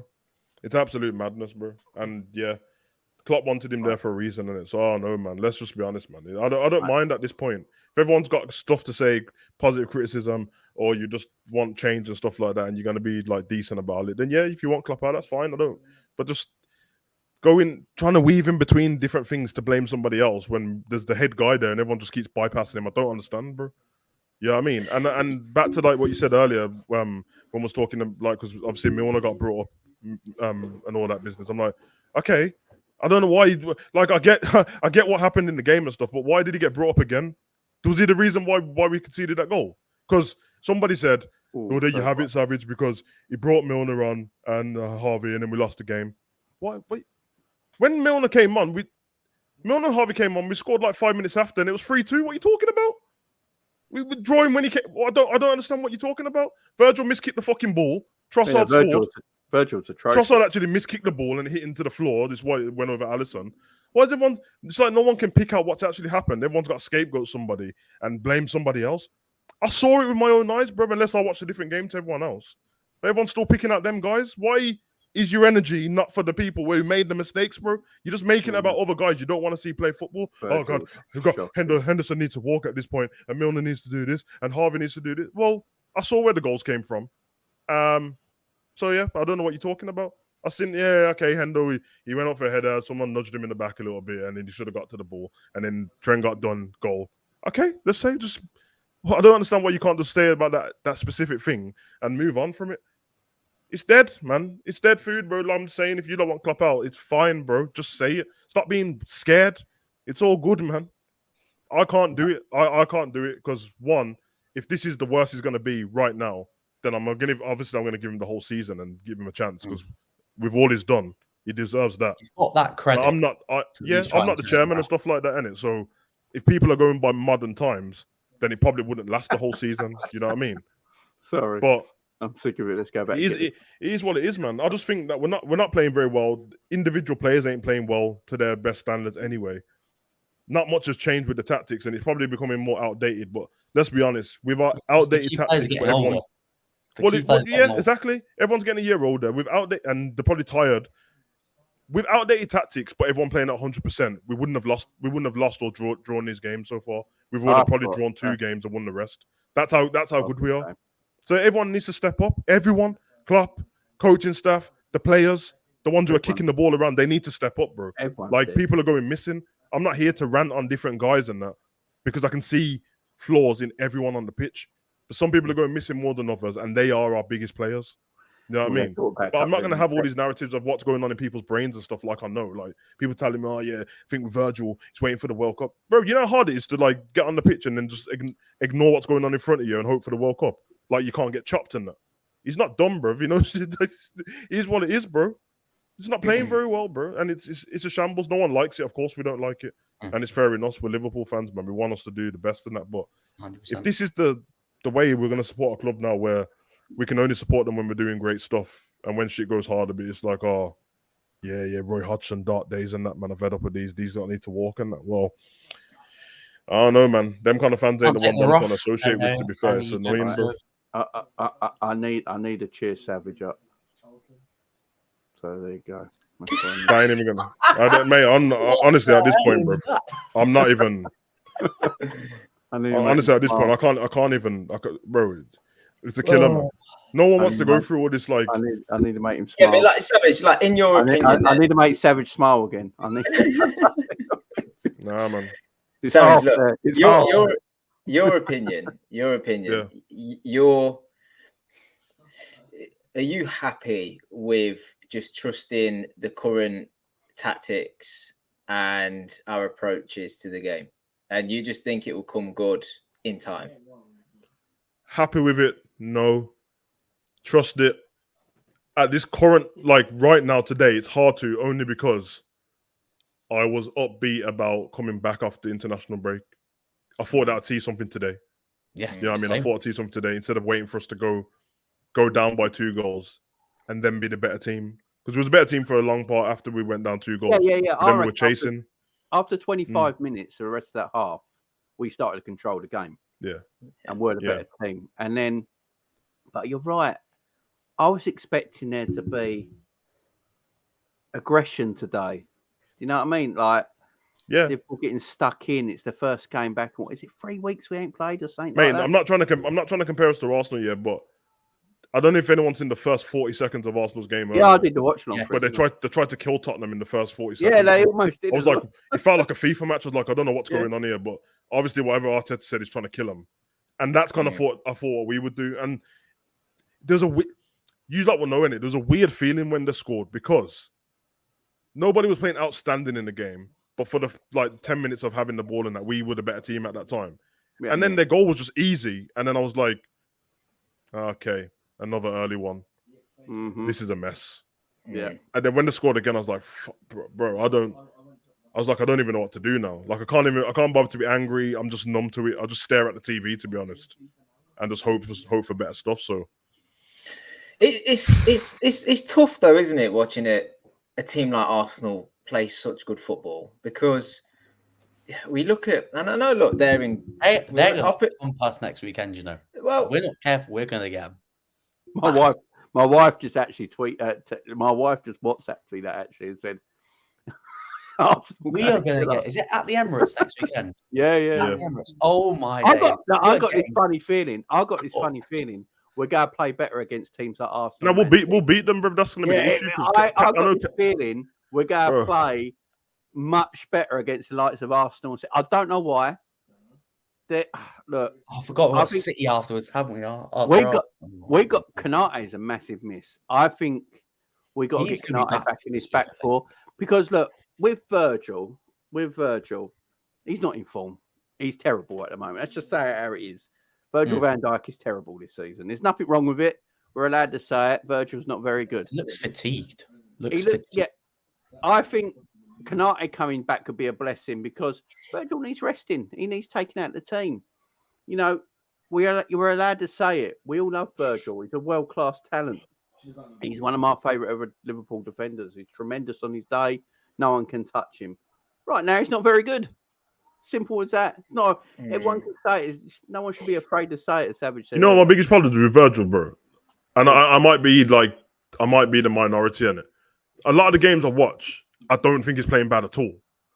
But when one mistake happens from Virgil, it makes it seem like everything's gone bad because it's Virgil in it, and I'm not used to it. Yeah, like today with the third goal. Yeah. Because I know Cav's going to speak now on that, but Cav, you remember when I said this in the pre-season about Arsenal, and I said like when everyone was trying to troll him still, and I was like, I don't know about trolling them. I like Arteta, and you're telling me that the way they're playing football just doesn't remind you of Liverpool like 3 years ago. Facts. They're just starting games like how Liverpool used to. Watching that game against Spurs today, and I'm thinking this is Liverpool. Like this is the template of Liverpool that they are doing. 4-3-3. When you see Arteta Jesus on the Firmino, side, like Klopp, Jesus is Firmino, drops deep, links play. They've got Martinelli and Saka on the right, which are effectively Mane and Salah, and they've got a common. Yeah, but I'm not saying they're that good. Don't get me wrong. But it's that type of play. And then they've got Saliba, who's a like Virgil light, if you like, calm, collective at the back. They just don't have the quality at right back, but there's so many similarities. And they're a team that's young, about players that are on the cusp of peaking or reaching their peak years, growing together. Backed the manager through tough times, and now had a sustained period together. There's a lot of similarities to bro. Liverpool. Yeah. Biggest thing they got on the side is the youth, and you are right. All around the pitch, I'm looking at stuff and I'm like, hold on a minute, bro. I've seen this before, bro. Even the way Arteta is animated on the sideline, I'm like, yeah. When people are celebrating like they've won the Champions League every time a goal goes in, not just because it's a derby, even the fan base, Anfield's the place to be in it. That's what we've known the whole time. Anfield's not that loud anymore, bro. When you watch a game at the Emirates, bro, this shit is loud, bro. They're booming everywhere. What's the they even start off the game singing that song, don't they? Yeah, they've got a new song. What's like You Never Walk Alone in it, but it's their own version, North London's White or whatever. And then even like you remember before, everyone was dissing Henderson. Then he started playing well, and everyone loved him. Now Xhaka's doing the same thing. Everyone was saying Xhaka was done a few seasons ago, even Arsenal fans, and now they love him again. I'm telling you, bro. And youth on their side, and I think the average age of their squad's 23. That's kind of mad, bro. Because I don't know what ours is, but I'm sure it's like 29. Ours is like 28 big and a disparity, half, man. Apparently. It's 28 and a half, apparently. It's crazy. It's crazy. And I'm not even bigging them up too much, bro, because I said this would happen, and everyone laughed and said Arteta's shit. And I'm like, all right. Yeah, I can see, but they can play. They weren't even playing terrible last season. You know what I mean? There was just inconsistencies. So for us, we're trying to play how we've been playing, and everyone's legs are a little bit more shot. So we have to play smart now, and we're just not being smart about how we're playing. We're trying to do like when people do overhit passes now, bruv. Back then when Mane and Salah were running after it, they were happy to run after it. When I watch you hit an overhit pass to Salah now, or it's in front of him and normally you catch on, bruv. By the time he gets there, I'm just like, you've took all of his energy out of him now. Now he's got a cut in on his left. Does anyone look worried when Salah squares him up now? They don't look worried at all, bro. No. They don't even look worried about him putting it on his left and whipping it in top corner. They're just like, all right, come on, bro. I'm here for it, bro. These lot are excited to take him out, because when you watch somebody from afar being so great and you're a defender and you're coming up against them and they've been embarrassing you week after week, you can't wait for the day when I've got him in my pocket. I can't wait. And that's why all these young defenders, Carl Walker-Peters and these kind of people, every time they step up against Salah, they're like, all right, we'll see, bro. You're not getting past me. I'll just hook you up. It's not a problem. And they're having a good time, bro. It's absolutely madness, bro. Any player who thinks they're good enough to be at a higher level, they're playing for a lesser team, they will step up against you. That's why I didn't agree with Rods when he was saying about Trossard. I'm like, bro, the fact that you look at him like that, and fan bases look, and I wouldn't be surprised if players looked at him like that as well. And then you get cooked, bro. I don't have to worry about this guy. He's not this, and then you get cooked, bro. I've always, as you guys are Savage, you definitely know, I've always said about you don't have to be these elite players to be special. I've always said this. Yeah, because we didn't have our elite midfield. And I've always said Jurgen Klopp has never had a world-class midfield. Yeah, facts. But Genie performed at a world-class level. Hendo, in them years when we won Premier League and Champions League back to back was performing at a world-class level, but they're not officially world-class footballers. Yeah, you're right. You can have these players. Trossard will be excellent in Liverpool's team. Look how good he is. He's got a low sense of gravity. He's a Belgium international. He's not a bum. You know what I mean? Just always injured. A few goals off being Brighton's all-time top goal scorer in the Premier League. He's not that far off. He's not a bum. He's a tremendous little footballer. I think I've always said it. I think when football fans look at football, sometimes there's a lot of snobbery. Oh yeah, there's a lot of snobbery in football, because if you've not got a massive Twitter following, a massive Instagram following, or you don't get your face put on something, you can't be that good of a footballer. You know what I mean? Like Trossard's a tremendous little player. I hate the fact that people think, because people play at certain clubs that people don't see as big clubs and things like that, they're not good footballers. It's just wrong. Last season I said we should have bought John McGinn in our midfield at Aston Villa. Now obviously he's not been great this season so far, but let's not forget last season and the season before, John McGinn was a decent midfielder, doing bits in the midfield in the Premier League, right? And I always said, why don't we go after him? And I got shot down. I've said, why don't we go after Ward-Prowse? Because if you're looking at the way Jurgen Klopp wants to play with his midfield, you don't have to be an elite name to play in this midfield if you play the Klopp way. Klopp won't change the way he's playing. It's evidently clear, because he hasn't so far this season. So I don't see him going next week, right? I've listened to everyone on YouTube and on Twitter, and we're going to go three at the back. He's going to go what he thinks is the perfect plan. And it's like, when they say, right, this is an analogy here. When they say you got to get your summer body ready, yeah? But you do the work in the winter, don't you? It's big facts, bro. Do you know what I mean? I tell all my clients, bro. You don't do it in the summer when it's summertime, because it's too late. You do it in the winter to get ready for summer. So Klopp will go look at it and think, right, everyone's telling me my tactics are dead right now, but I'm telling you what, come April, it's going to benefit us. When we're 10th. Right, no, what I'm saying is, I'm not saying it's right. I'm just saying that's what Klopp feels. That begs the question then, Jamie. For so long, I've said this before. Like, when Plan A works, it's unstoppable, isn't it? Right. But for Plan A to work, you have to have the personnel, right? And you go through tough times. This is arguably Klopp's toughest time in his 7 years here, right? Even tougher than when we had no centre backs. Yeah, I believe so. And the thing is, the parallels you can draw with that is when the defense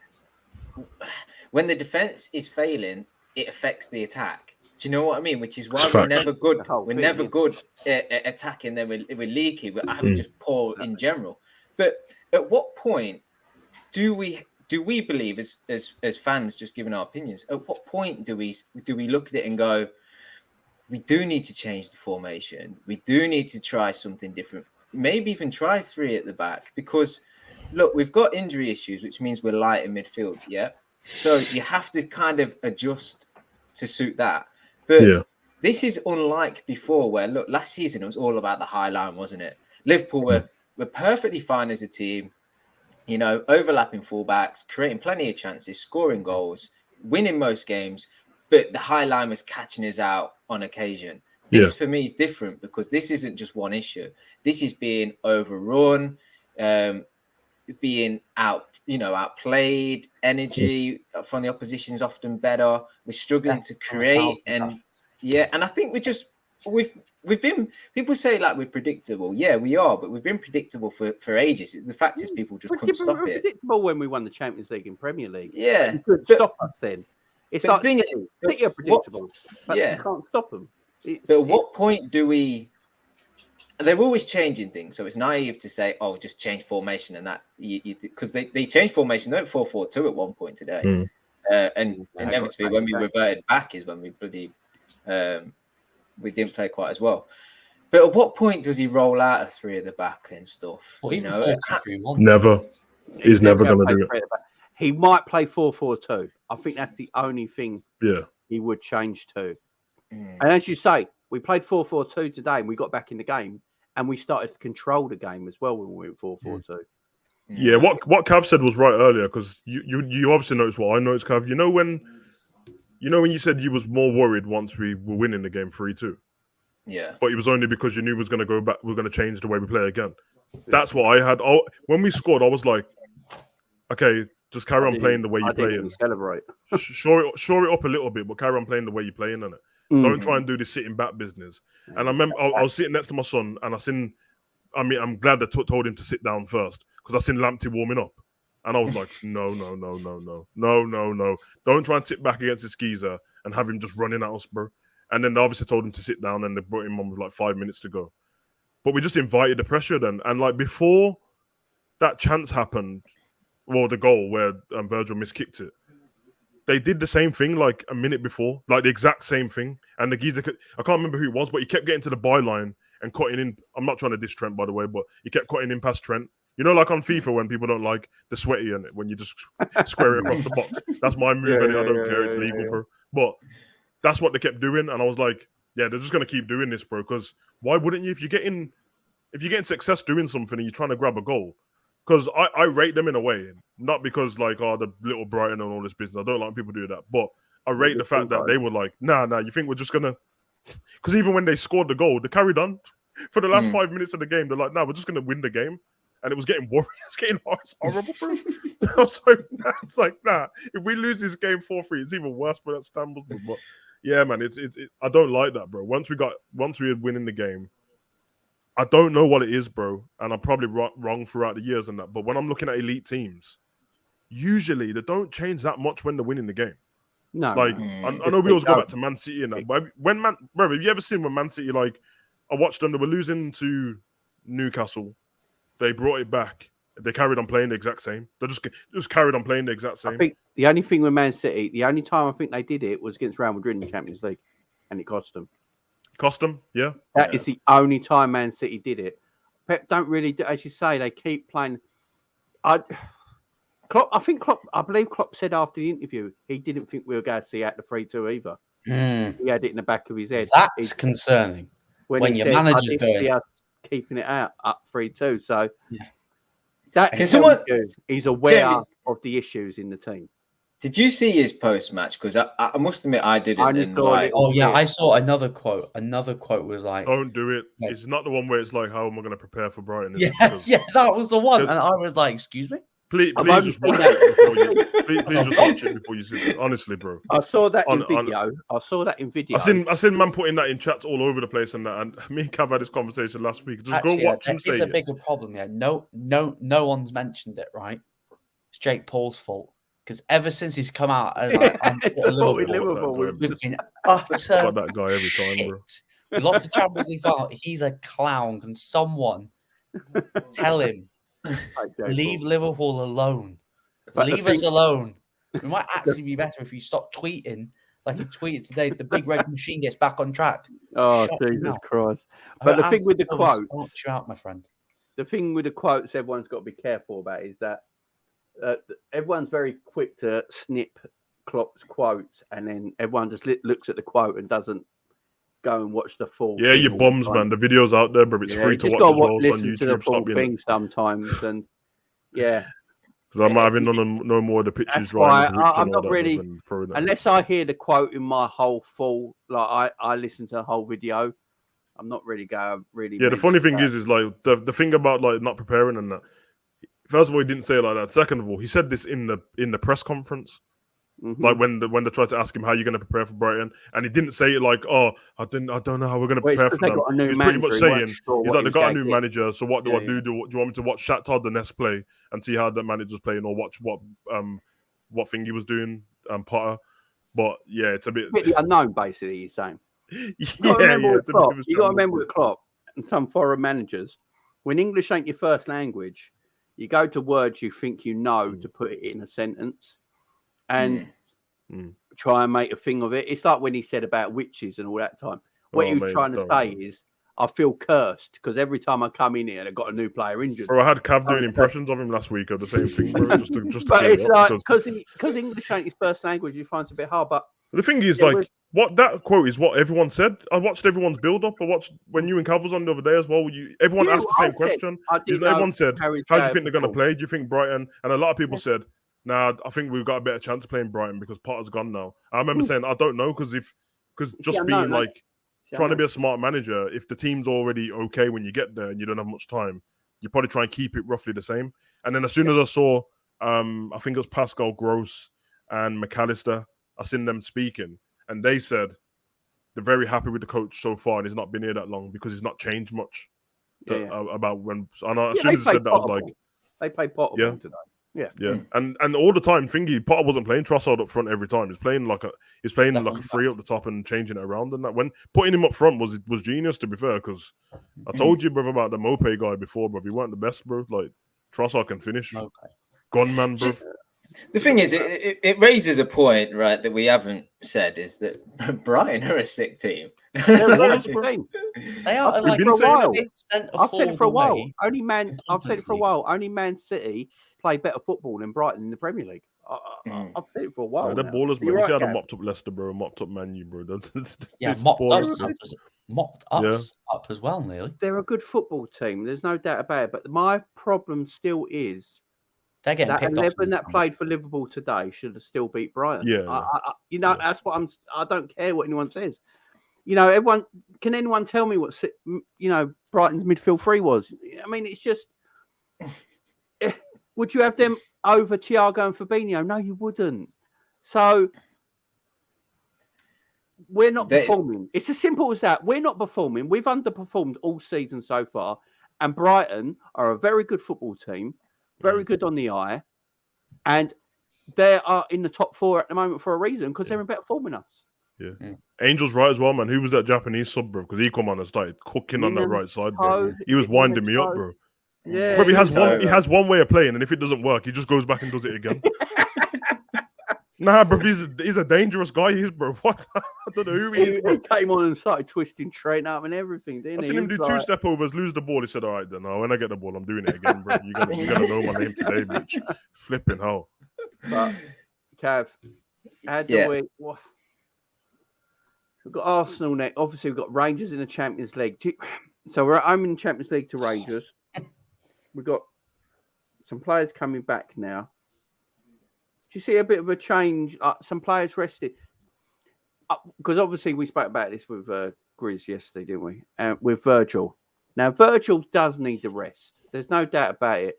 He was injured for 9 months, comes back into the team last season, literally plays every minute until he broke down towards the end of the season.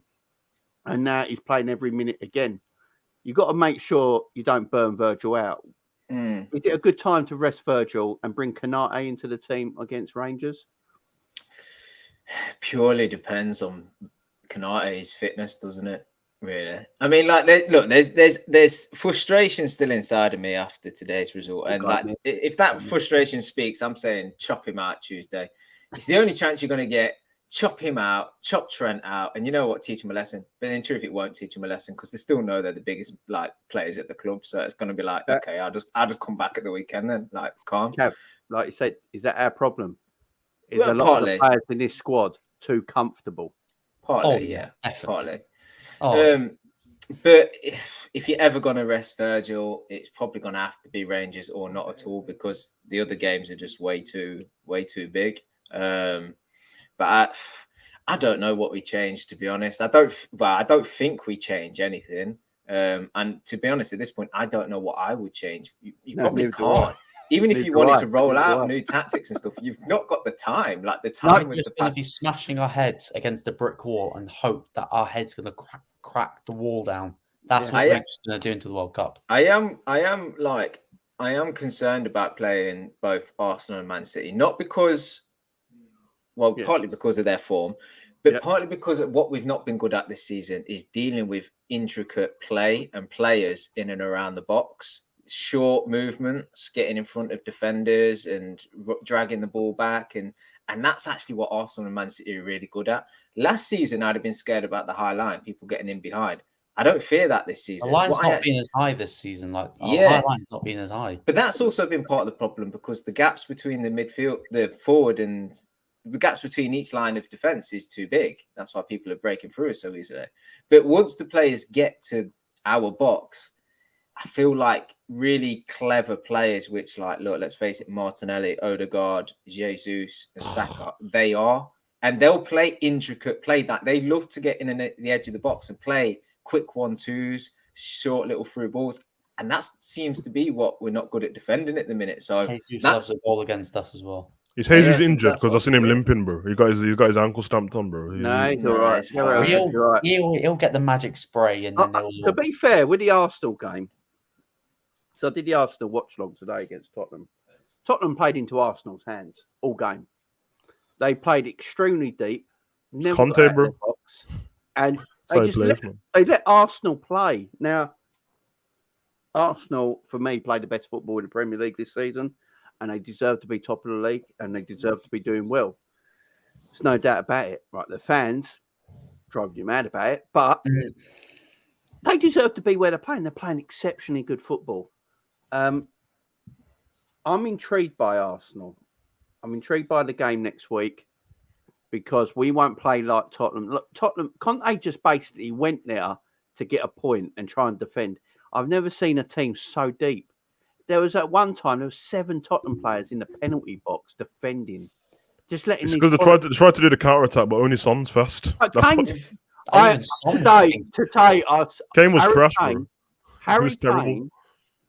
I said it today in my watch long. I don't think Harry Kane gets in any elite side in Europe as a striker. Okay, that's madness, bro. I don't think that's mad. I don't think Harry Kane plays for Bayern Munich as the main forward. I don't think he plays for Barcelona. I think he does. He ain't quick enough. He ain't quick enough. He plays for Bayern Munich. He plays for Bayern. He plays for United. He plays for United. No, he's not quick enough. Probably plays for us. He plays for us. Plays for us. Plays for Chelsea. Yeah, but we play really slow, so it's all right. But I just don't. Plays for Man City as well. No, don't get into front of a thingy. Haaland. I mean, Kane's more proven than Haaland, bro. Oh, I'd have Haaland. Haaland's a far better finisher than Kane. I'd have Haaland all day long. I think the Spurs performance proved today, like them counter-attacking tactics are so reliant on Kane and Son playing well. Yeah, and today they just didn't, and so they had nothing. Every pass. Did you see that? All Son's passes came from him running through 5 players first, running out of steam, and then toe poking it. And I'm like, how? When he goes on, when they do the counter attack, I'm like, so nobody can keep up with him. Richarlison was playing in defense. And he just kept blasting the ball away and trying to kill people. The ones that play Kuleveski on the bench. That's Conte's own fault trying to play like that against Arsenal. Kuleveski was injured, wasn't he? Yeah, he was injured, yeah. Yeah. Gabriel was all there with the black t-shirts. Yeah. But I couldn't believe it when I watched it. But Laurie's done Laurie's things, bro. Yeah. Oh, did you see he made 2 mistakes?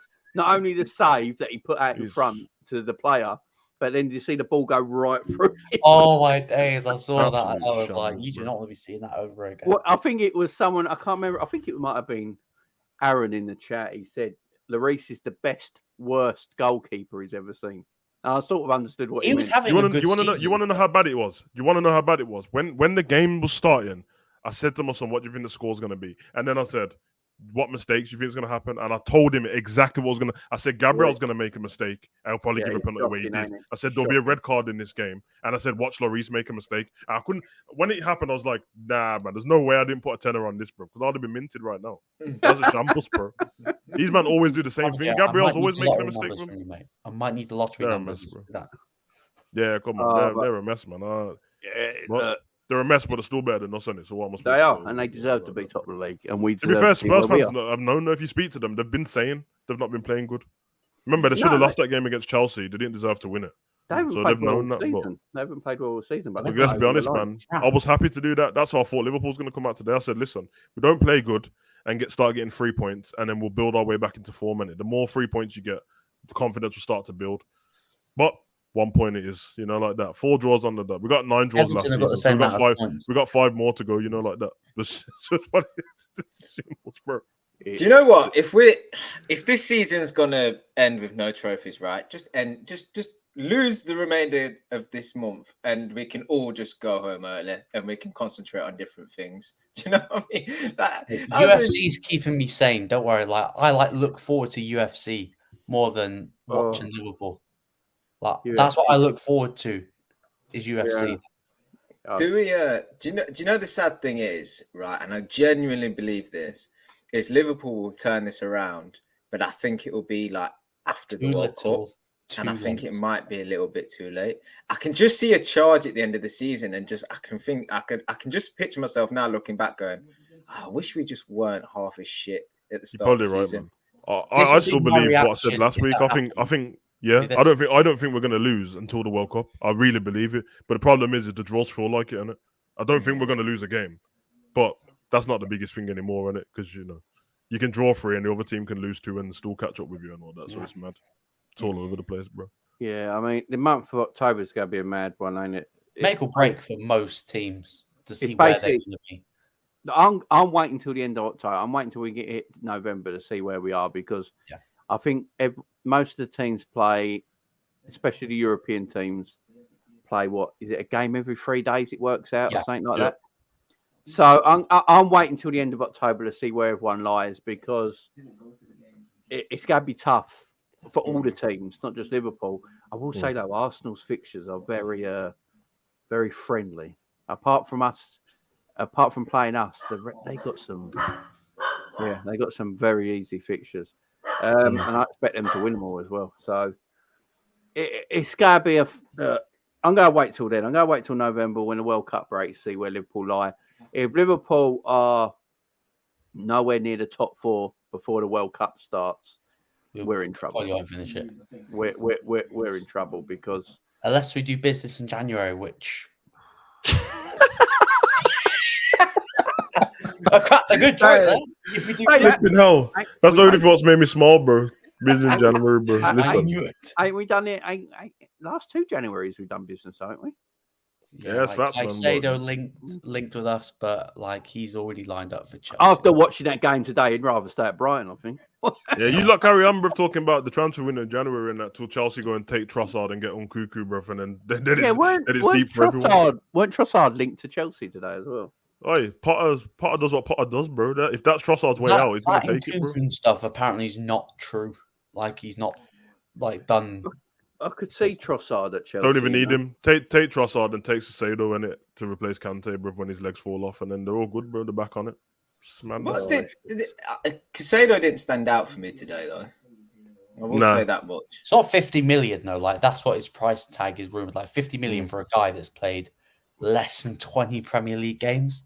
Yeah, like like he smashed United. The centre back stood out to me though. He was on job. He was, bro. Which one? I remember. Is it Vitel? He's moving mad, bro. Beltman, yeah. Beltman. Yeah, he was on one. £1 million he cost from Ajax. That's in the £1 million. Yeah, Brighton have done. I could give Brighton credit. Their transfer business is fantastic. The players they found. I just love that McAllister's Argentinian. I just find that hilarious. It's dope, isn't it? Messi loves him as well. Like Messi, Ginger Messi, really bro. But why is no one else scouting these? Like Brighton have got great scouting. You know why, bro? Because when you're going in for these kind of players and that, and you're big club and that, they ain't risking it. Take the risk.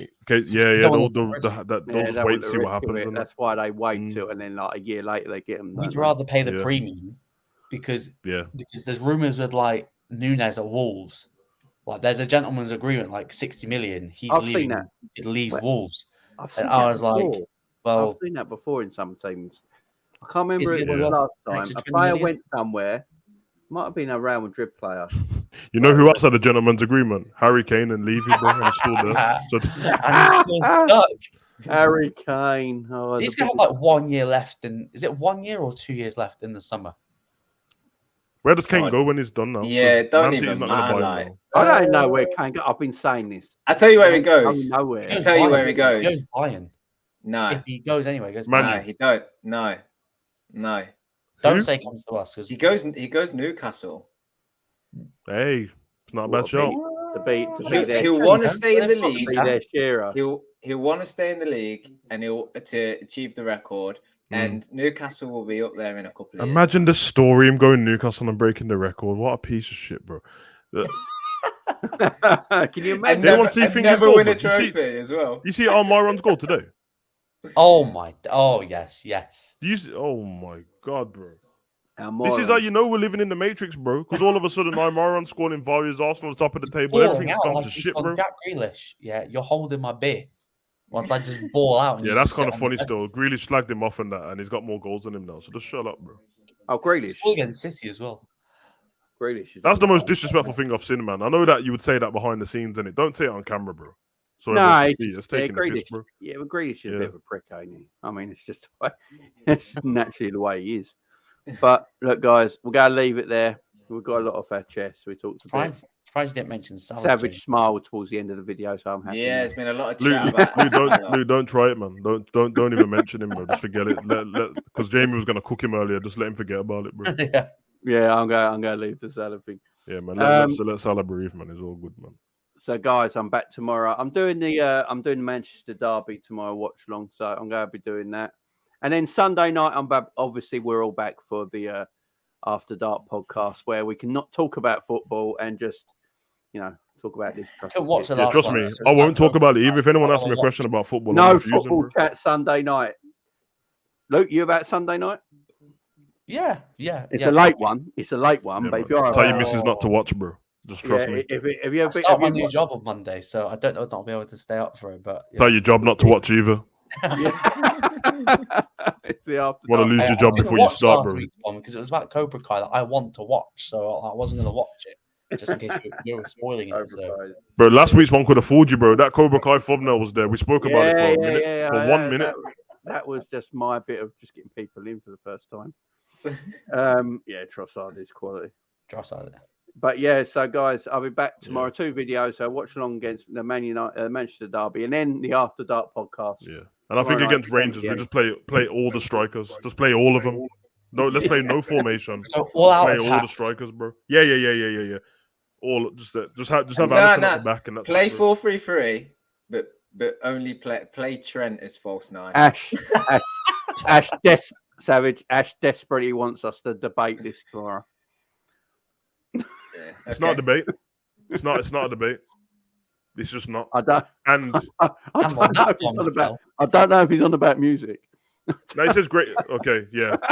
And also like Roberts wrote like at least 3 of Michael's hits.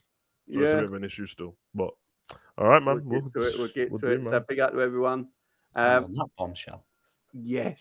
And if you've not actually know what I'm on about and you want to watch the After Dark podcast, you need to tune into my new channel to watch it. I'll put the link in the chat for you guys right now. And you guys can go over there, subscribe to the new channel. It's only where the podcasts are going to be from now on, guys. So I can keep everything separate. Keep this a football channel. Wait, and if you're anything like me, guys, you can't forget about Liverpool after a bad result. I'll go to bed tonight and I'll just lie in bed staring at the ceiling thinking about the game. I can't help it. This show will help. I tell you that now. It will help. I have been able, to not let it affect me. Yeah, I'll just go and knock one out. Liverpool do shit. I get pissed off for a couple of hours and then I'm good. Luke, you're right, bro. Honestly, if you knew me like a year and a half ago, honestly, bro, like I had to do it because it affects my mental health bad, bro. Like Liverpool will ruin me for a week. Life's too short. Yeah. It's just a game. No. When women say that to me, bro, it really winds me up, bro. Like when my missus says that to me, man, she might get left, like that, but it's not. There's something hits different when your missus says that to you. It's just I don't know what you're that upset for. It's just a game, bitch. If you don't pack your stuff, I hate that. My wife says that. I'm sorry. It's more than a game. It's not. It's more than a game. So, guys, the link is in the chat right now for my other channel. Go and subscribe to that if you want to watch the After Dark podcast. It's a podcast where we just chat, take the mick out of everyone and everything, and talk about Liz Truss's tits. Yeah, man. Everyone come up with some banging questions for tomorrow. Don't come up with like what's your favorite crisp. Come up with something what can make a topic what we can speak about. Yeah, exactly. Yes, Ash. Or like a wild story in the news and that, bro. You know what I mean? So loads to talk about tomorrow, guys. And so make sure you hit that. Go and check that out tomorrow night, 10 p.m. Till then, guys, we'll see you all Peace out, tomorrow. boys, man. Thanks for everyone joining in. Thanks Much for that, love. Jay. Peace See you out, later. man.